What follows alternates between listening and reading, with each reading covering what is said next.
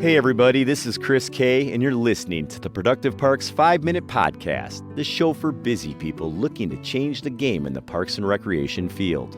Today we're going to be talking about risk management in parks and recreation settings. Parks and recreation agencies have the responsibility to protect the safety of those using our parks and facilities. This responsibility includes identifying, addressing, and minimizing risk in areas and programming. Risk occurs when a hazard may cause personal injury, property or environmental damage, economic loss, or death. Hazards are conditions unknown or misunderstood by a visitor that may result in injury. Examples of hazards include an uneven playing surface on a sports field, a fallen branch on a trail, hazardous chemicals near the pool, and slippery conditions on a facility's floor. Of course, many recreational activities have inherent risks. The risks draw people to the activities, like the adrenaline rush from sports, exploring nature, and exercise. Competitive advantages encourage individuals to enjoy the thrill of victory while improving their performance. Programming would be extremely limited if we eliminated all risks. So how do we strike a balance between protecting staff and visitors at our sites and providing quality experiences that meet their personal preferences? By creating a risk management plan. Risk has to be addressed or controlled in our assets and programs. It starts with understanding negligence. What is negligence? Negligence is a failure to take action to prevent injuries and respond effectively when an injury occurs. Maintenance, programming, and administrative staff have the legal duty to identify, inform, and address hazards that may cause potential injuries. All parks and recreation staff need to be aware of this legal duty. Furthermore, they need to actively take measures to responsibly reduce the potential for injury and liability. A risk management plan allows everyone on the team to be on the same page when it comes to identifying, reporting, and addressing hazards. Why agencies should have risk management plans. The benefits of having a risk management plan by far outweigh the time and effort it takes to create one. Consider just a few of the many benefits. Better visitor experience. Feeling safe is a basic human need. If one doesn't feel safe, it's at the very least distracting. More likely, it triggers the fight or flight part of the brain that puts someone on high alert. Conversely, an experience is much more enjoyable when visitors feel safe and worry-free. Protects assets and resources. Understanding and addressing risk helps safeguard an agency's financial, human, and physical resources. Avoids legal problems. Doing everything necessary to reduce risk and alert visitors of potential risks protect the agency from costly liability suits. Promotes professionalism. Having risk management policies in place creates a standard of care that fosters an environment of professionalism and personal accountability. Provides a source of pride for employees and the public. Your employees are proud of their work creating safe spots for the public to enjoy.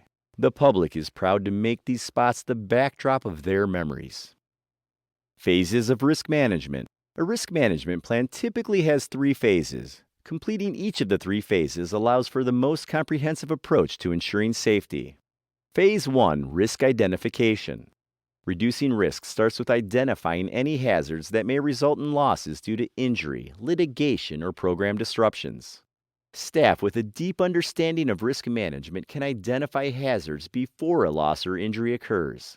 Some parks and recreation departments also hire an objective third party to identify areas of concern.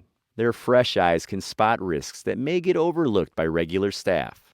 Phase 2, risk assessment. After a risk gets identified, they must be addressed. The evaluation includes the following: risk probability, how frequently they may occur. Risk consequence, how severe the injury, loss, or organization's financial impact will be if not addressed. Data plays a significant role in risk management.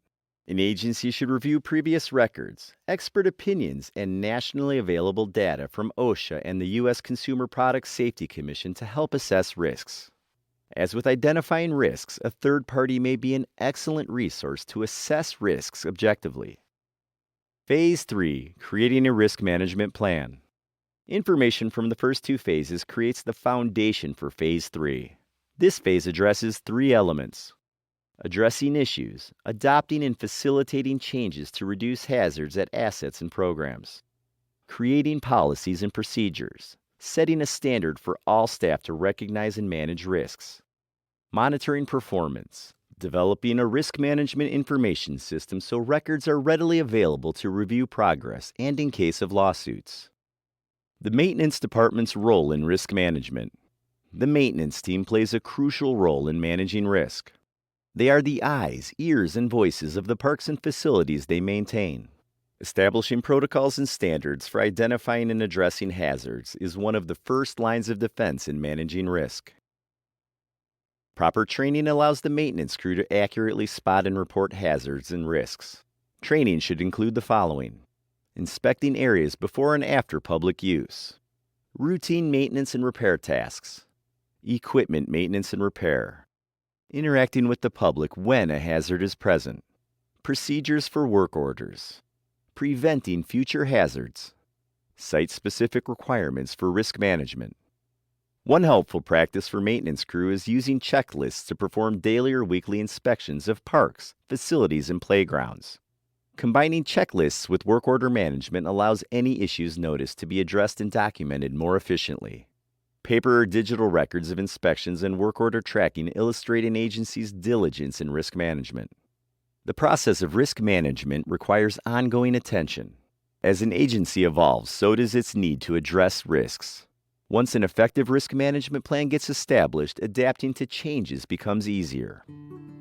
Thanks for joining me for this episode of the Productive Parks Podcast. Remember to tune in each week for more tips on how to make your agency more productive.